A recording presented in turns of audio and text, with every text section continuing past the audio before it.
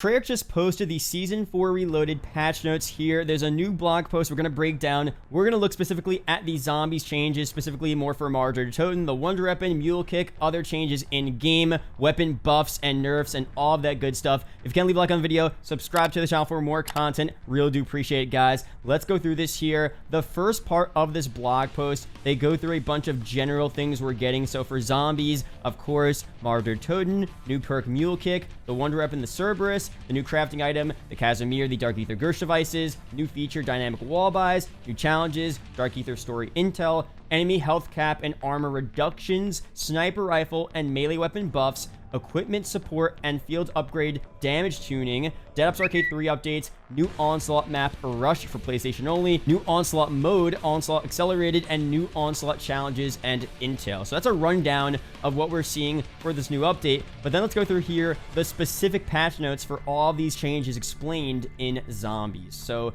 here for zombies, we already read this in my past couple of videos. This is all information we already know about. Requiem Strike Team being captured by Kravchenko. We know about that already. The goal of Toten, we know about all of that.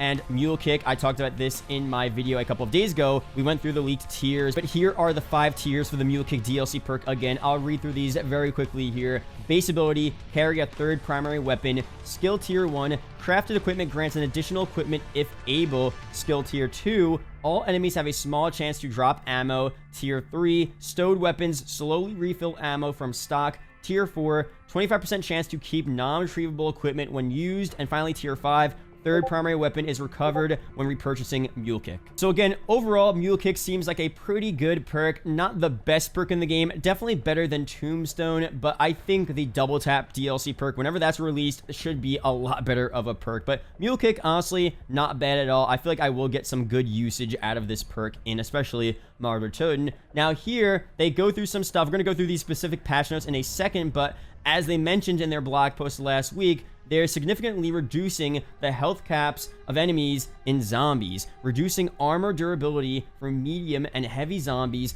buffing sniper rifles and pack-a-punched melee weapons, which is pretty big because those are kind of weak right now, adjusting damage scaling for certain equipment, support, and field upgrades for a more fulfilling zombie killing experience. And here are the detailed patch notes as to exactly what they did to buff a bunch of these features here in zombie. Actually, before we go through that, a bunch of other stuff here. Dynamic wall buys, of course, we talked about. Every 5 rounds, you'll have an increased chance to have a higher rarity weapon off the wall. Really cool stuff there. Definitely makes getting weapons at higher rounds a lot more viable from the wall. Before, you would get a low tier weapon on round 50 from the wall. It just makes no sense. So super cool feature there. Of course, Weaver, like we talked about, that's going to be available later on in the season, probably in a couple of weeks, very, very soon. So it's going to be really, really cool to finally play as Weaver in the game. A super cool bundle as well. The operator bundle with the zombie pet finishing move.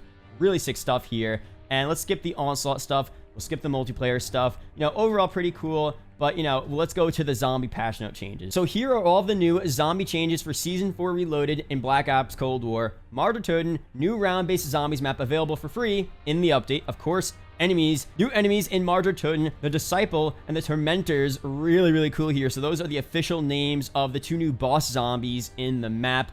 Main quest, it's starting 10 a.m. Pacific time, 1 p.m. Eastern, Thursday, July 15th. We already knew about that.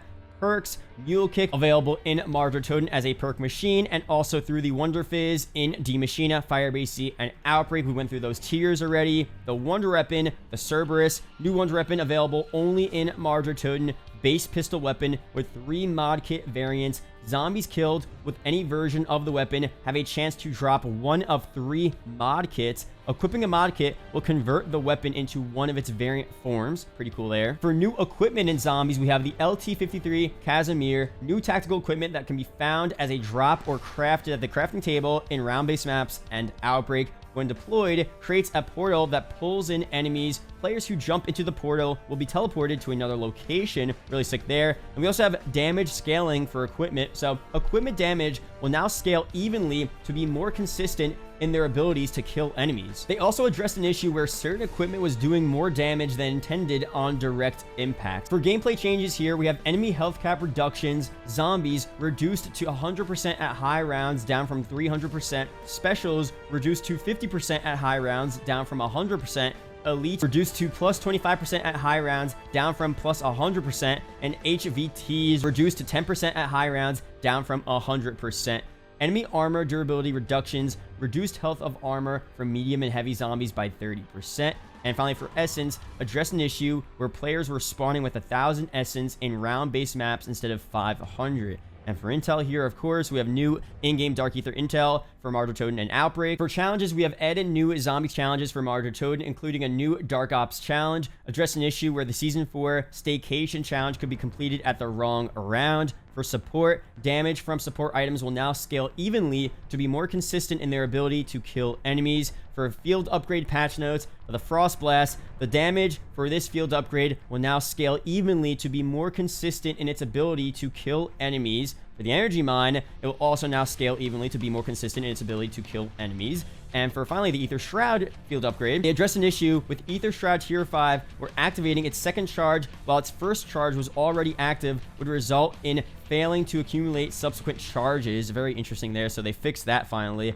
Features, dynamic wall buys. Again, wall buy weapons in all round-based zombie maps will now have the chance to increase in rarity at the end of every 5th round, giving players more weapon options to choose from as the rounds go up. Really sick stuff there. Rarities can increase all the way to legendary as you get to the super high rounds, of course. Really cool. Trials, additional weapons can now be obtained as trial rewards. Weapon unlock challenges, the OTS 9 SMG, a new weapon unlock challenge for zombies for this SMG. Now, weapon tuning, again, this is only for zombies, so let's see what they did here since the past major weapon tuning update we got with Season 3 Reloaded's update, or Season 4, I guess, as well. Melee weapons increased Pack-a-Punch base damage from 2,000 to 2,500, and increased Pack-a-Punch level 3 damage multiplier from 4 to 5. For sniper rifles, for the Swiss, increased critical damage from 3.5 to 4.5, increased stock ammo from 42 to 60, and we also have the Swiss Pack-a-Punch increased critical damage multiplier from 3.5 to 4.5, and the ZRG, pretty much the same type of thing here, generally increasing the damage multiplier, the stock ammo, the Pack-a-Punch critical damage multiplier, and the stock ammo as well for the Pack-a-Punch version. Other sniper rifles here, I'm not going to read through everything. You can see up on screen. Generally, that's what they're doing with every sniper rifle here. Damage multiplier going up, stock ammo going up for the Pack-a-Punch versions, the critical damage multiplier, and, you know, the max damage going up as well for all these sniper rifles. So really good change here. I don't know if this is going to make people want to use sniper rifles, because I feel like in general people are just not using snipers in zombies, but it seems like this is a pretty substantial increase in damage and multipliers and ammo across the board, so this may be interesting. We'll definitely have to test out these snipers to see if they're actually pretty good in zombies now. For stability, we had issues with the Orda and Mimic that were fixed, and also some issues related to trial challenges, so those have been fixed. Pretty cool there. For Outbreak, enemies, increased chance for Ronald Reagan to spawn in Outbreak. Pretty cool. Regions and objectives. Region and objective order will no longer loop once all combinations have been played when progressing regions. So after that, you go through the loop, it'll just be random at some point. And for stability fixes for Outbreak, address stability issues relating to fishing in Outbreak, and address stability issues relating to the rappel lines in Outbreak as well. Now we have some changes for Depths Arcade 3. I don't really play Depths Arcade 3. I'm not really going to go through this here, but if you guys do play this mode, here are some of the changes up on screen. For Onslaught PlayStation, I do also have a PS4, so I sometimes play Onslaught. If you guys do have this, it's really fun. It sucks that Xbox and PC players are not able to play Onslaught, but we do have the new Rush 6v6 map added to Onslaught. We have a new Onslaught accelerated mode. Really sick stuff here. The Dark Ether Orb never stops moving, and enemies never clear or stop spawning. Sounds super hectic. Orb move speed is reduced to a consistent slower value